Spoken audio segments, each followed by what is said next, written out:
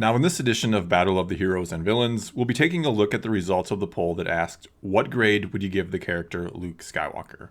We'll then calculate his overall score and compare it to the others we've done thus far, before I then read and respond to some of your comments.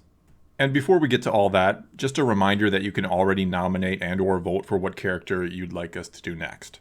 Just head down to the comments below and respond to my pinned comment with either a suggestion or vote for a character that's already listed there.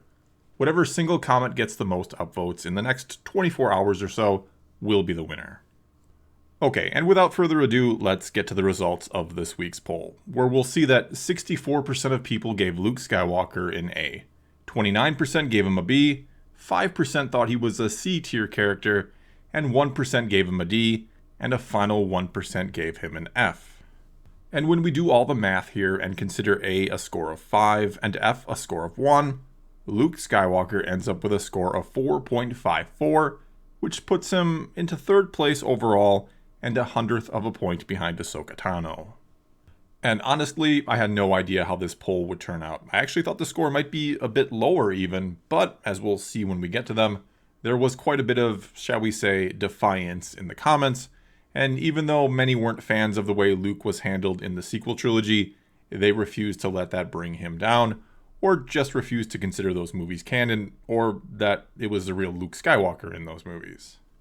And yes, there are also those who love the way Luke is in the sequel trilogy, which is fine. I don't agree with you, and I'll argue against you, but we don't have to hate each other because we disagree over a movie. It's just silly. I mean, I love Star Wars as much as anybody, but I don't get angry when people see it differently than I do, or have different opinions or different things about it that they like. In fact, and I say this with nothing but sincerity and gratitude, but I've learned far more about Star Wars in my last few years of doing this on YouTube, in these years of listening and talking with others about it and how they see it, than I ever would have or could have by just watching the movies a million times and then quietly pondering them to myself. So a very big thank you to everyone who watches, comments, and to all the new friends I've made along the way. It is an honor to talk some Star Wars with all of you. And speaking of that, let's get to some comments already, starting as we always do with the top-rated comment, which this week came to us from Star Wars Rogue Podcast, who said, "He put his faith in Anakin and brought him back to the light. After his uncle and aunt are killed by the Empire, he keeps his head up and gets the ultimate revenge, and when things were grim, he didn't give up, proving Yoda and Obi-Wan wrong. Anakin wasn't dead. Vader hadn't completely consumed him. He proved Vader wrong. The dark side can be resisted, and it is not the ultimate power, and it is never too late to change." He's also very relatable to anyone who has ever wanted to get out of their backwater town or had people try to determine their future and ignore their ambition. Luke Skywalker to me is a mythological hero, worthy of the same praise as the likes of Hercules, Achilles, and Thor. Well said, and no surprise really, but I also firmly believe that Luke Skywalker is easily one of the greatest characters of modern fiction, and deserves to be mentioned alongside some of the greatest ever. And a lot of it does boil down to relatability, and or being a sympathetic character on some level. It comes down to wanting to root for him, and wanting to see him succeed, and feeling or experiencing the highs and lows along with him as he goes on this journey. Because it doesn't usually matter how great of an idea you have for a story, if nobody cares about what happens to your characters. Okay, and next up here we have this comment from A Lonely Childress, who said, "It would have been an A, I dropped to a B considering The Last Jedi." We also had this comment from Sammy Ray, who said, "If we're counting the new trilogy, he's a C at best." Also had this comment from Mara Jade, who said, "Luke is my go-to character in Star Wars, especially the Luke of the old EU. Whenever I imagine myself being in the Star Wars universe, I always imagine being a part of Luke's Jedi Academy on Yavin 4. Luke and his academy are the quintessential Star Wars to me. The sequels don't count. They destroy the character of Luke, but not my headcanon image of him. For me, he will always be the Jedi Master on Yavin 4. And of course, there were a lot of comments like these ones that said his grade got brought down because of the sequel trilogy. And I have considered doing a second poll asking people to grade Luke only from the original trilogy, or the original trilogy plus Legends perhaps, just to do a fun comparison.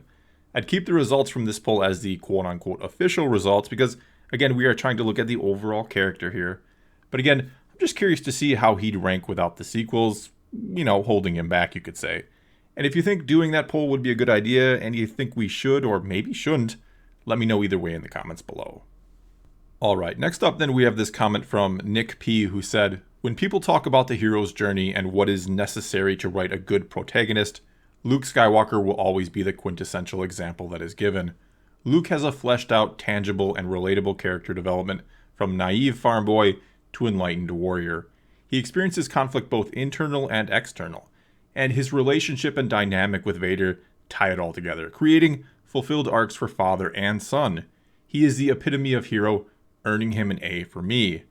It all started with him. Without Luke Skywalker, there would be no Star Wars, period." And like with our top-rated comment, this was once again very well said, and I don't really necessarily have anything to add to it, but what you said there at the end, that this all started with Luke, really just hits home with me. Because depending on when you were born or found Star Wars, depending on your point of view really, this story either starts with Luke or Anakin. Yet one of those characters, Anakin, is more or less an afterthought in the sequels, and the other, Luke, is so different from what we originally see out of him that many don't even consider him the same character anymore. And I can't help but find that such an odd approach to this trilogy to not try to use or capitalize off the popularity and love of the previous two main characters. I mean, I actually find it kind of annoying that The Rise of Skywalker tries to imply that Luke was Rey's master or mentor for a time, when all he really did was spend like a day trying to convince her that the Jedi should end. Anyway, moving on here, let's get to this comment from SWNick1337, who said, "This would have been an A++ before the Disney trilogy. Luke was my hero of heroes. He strove to do what was right even at the risk of losing his life, saving his father who was as bad as anyone could be, because Luke was that new hope for Vader to become Anakin again. When the original EU came out, he was everything you could ask for in a Grand Master. Powerful but humble, master but also apprentice. He continued to grow and still put his family and friends close to him, so A+ as an EU character." Now we have the Disney version of Luke. This was the most painful thing for me to watch as a Star Wars fan. Episode 8 committed a cardinal sin in destroying a character we all loved. Luke would have never left his friends, attempted to kill a family member, or cut himself off from the Force. When Mark Hamill says that he disagrees with how Luke was as a character, that should have been a red flag for all fans and people working on that movie, F- in the Disney trilogy. And you know, I understand that an actor's job is to, of course, act. And as a director, it can probably be frustrating at times to have an actor trying to tell you how their character should be, or how they should be handled, or how the story should go, though I'd argue a good director probably at least listens to some extent to their actors. But when Mark Hamill is telling you that he fundamentally disagrees with the way his character, Luke Skywalker, is being portrayed, maybe you take heed and stop and ask yourself if what you're doing is right, or if it's going to work. And the funny thing is, so many seem to turn this into an all or nothing type thing, as if there were only two options for Luke in the trilogy, to be this perfect badass paragon character, or to be the broken old hermit that we got. When, if you still wanted to tell a story about Luke, and why wouldn't you, as we just established, it all started with him, depending on your point of view again, you could have put him somewhere in between absolutely perfect and utterly broken, and probably came out with a better story than either of those two options would have given us. Moving on now, we have this comment from Lucas Ivanov, who said, "He's quite annoying in A New Hope, and honestly, I don't like him in that movie. However, the development and struggles he undergoes in Episode 5 is amongst the best character work in cinema. Return of the Jedi also does a good job at selling out the image of a more mature, centered Luke, while also showing that despite all his growing, he still isn't impermeable to the dark side, seen when Vader mentions Leia.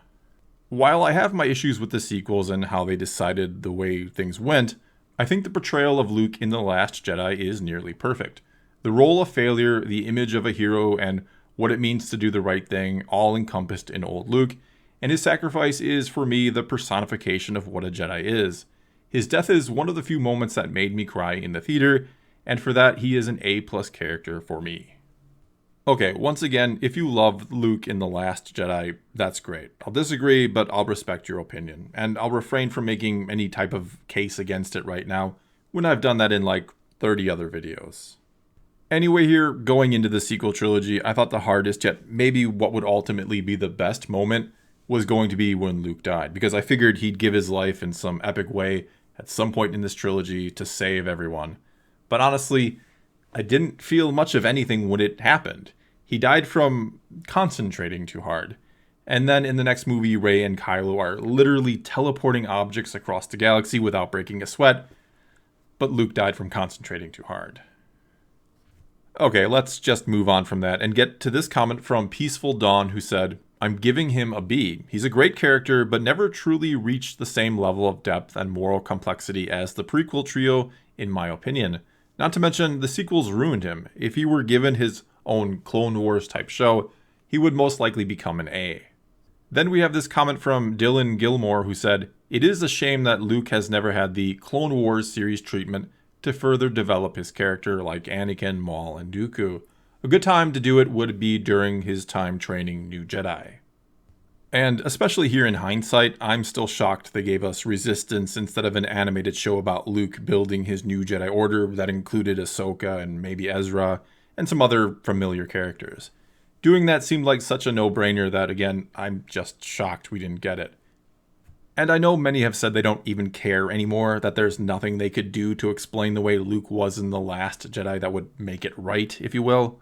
But I don't know, the right people may have been able to salvage it to some degree, perhaps. Then again, the Rise of Skywalker novelization tries to salvage that movie, and that didn't go too well.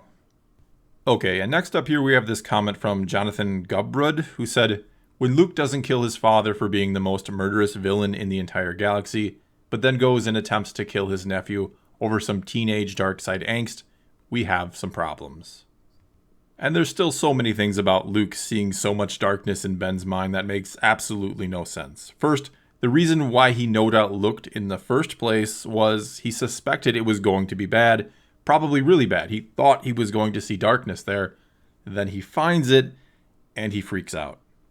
But maybe the oddest part of the whole thing is, why is there so much darkness? The new Rise of Kylo Ren comics show us that he was a very reluctant villain. He doesn't even burn down the temple, which was implied in The Last Jedi, or kill all or half of Luke's students, which again is implied in The Last Jedi. In fact, after what happens with Luke, he just tries to get away from the other Jedi because he doesn't want to confront them, and then is finally all but forced to kill the Master of the Knights of Ren and takes on the role as their leader, at which point he finally decides to embrace the dark side. And all this is kickstarted by Luke seeing this, again, overwhelming darkness in Ben's mind, which I can only imagine or guess was actually Palpatine, who was, of course, every voice Ben ever heard in his head. Okay, and before going on, let me quickly highlight two comments that were good, but they were a bit on the longer side, so I'll put them on screen, and if you want, you can pause and read them for yourself. But for the sake of brevity, I'll pass on doing that for you. Either way, I just wanted to give them credit for their well thought out responses, and they came to us from Azura Knight 2, and then from Protector of the Realms. And I'll probably try to do this more often in the future, mention some comments that would take a bit too long to read, but are certainly worth pointing out. Okay, and now let's get to just a few more comments, starting with this one from Rain Zechner, who said, for me, Luke didn't really become all too interesting to me until Darth Vader was revealed to be his father, though I won't argue that his hero journey in A New Hope wasn't done extremely well, aside from the fact that he gets over his brutally murdered family very quickly. In Return of the Jedi, I've always loved Luke's introduction in that film, even if his plan was extremely convoluted and unnecessary. Him near the Sarlacc pit, launching himself up from the deck and catching that green lightsaber is incredible, especially with the musical build-up. And of course, his ending was also extremely well done in his confrontation with Vader and his redemption. When it comes to The Last Jedi, I don't really like his character there all too much. I don't think his character couldn't have gotten to that destructive state of mind he is in the sequels, but the films didn't establish enough to earn that. Being as far back as Luke's flashback go is when he considers killing Ben, which makes no sense and has no precedent in the story. You can't imply character development or regression, you have to show and earn it. Overall, I'd give Luke a B. Next comment then comes to us from Skotsky02, who said, the fact he's still a cultural icon after 40 plus years says it all. Then this comment from Nick Badker, who said, I am an A, like my father before me. Then we have this comment from Elias Sanin, who said, ever since I was little, I always looked up to Luke. He was the original hero of Star Wars and will always be my favorite character of all media. His story starts with desire for more to life, then he experienced defeat to Vader on Cloud City, and lastly he learned to overcome his struggles and helped redeem Vader rather than trying to kill him. There's so much more about Luke that makes him the ideal hero, and even his 2 fights with Vader, you can see his growth and his control and emotions. Solid A character. And finally here we have this comment from Papa Duds, who said, Luke did everything to save his father. He believed that good would overcome evil. I always looked up to Luke growing up. I wanted to believe in goodness like him. And I think these final 2 comments do a great job of simply summing up why a lot of people were disappointed or didn't like Luke in The Last Jedi. He represents something to a lot of people. He truly means something to a lot of people. And I think the reason why Luke still did relatively well here in this poll is because a lot of people chose to overlook that. They chose to embrace the good and didn't let the bad destroy their faith in him.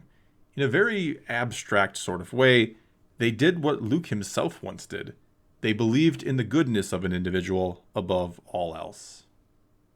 Well, that's all I've got for you this time. Now it's your turn to tell me what you think of Luke or about what I or anyone else had to say about him in this video. You can also feel free to suggest or vote on what character we should do next in the comments below. Either way, do leave a comment somewhere about something, and let's talk some Star Wars. And until next time, thanks for watching.